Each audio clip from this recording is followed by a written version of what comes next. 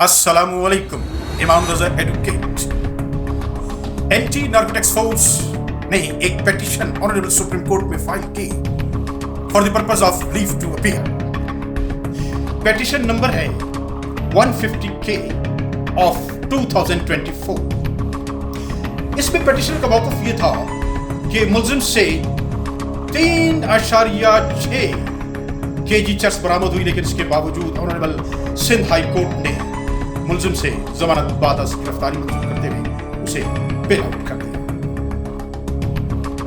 Sindh high court ने अपने judgement में, अपने ऑर्डर में, अपने फैसले में लिखा कि चूंकि section 913C of control of narcotics substances act 1997 में तरमीम हुई है 2022 में, और जो पहले इसमें सजा थी कम से कम 14 साल और ज्यादा से ज्यादा सजाए उम्र कैद था, सजाए मौत, वो तरमीमी एक्ट के जरिए जो है वो घटाकर 9 साल, कम से कम 9 साल और ज्यादा से ज्यादा 14 साल कर दी गई है।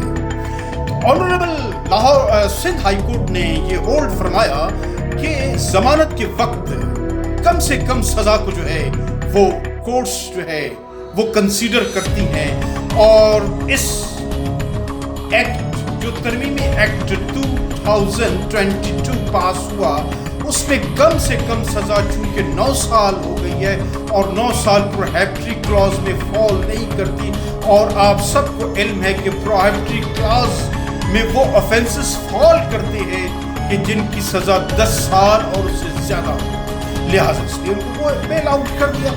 लेकिन honourable supreme court of Pakistan ने कहा कि ये ऑर्डर ज्यादा परवर्स और ज्यादा इलीगल नहीं है।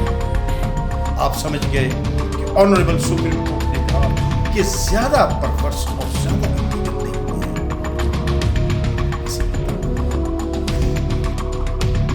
लेकिन ऑनरेबल सुप्रीम कोर्ट ने सिंध हाई कोर्ट के उस अप्रोच को जो है उस पर कड़ी तनकीद की कि जिसमें उसका कहना ये था कि जमानत के वक्त कम से कम सजा कंसीडर किया।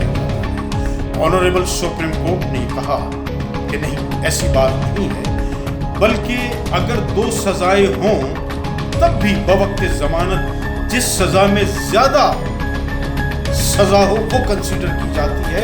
लेकिन यहां पर तो 2 सजाएं नहीं हैं, एक ही सजा है जो कि फर्श ता अर्श तक है।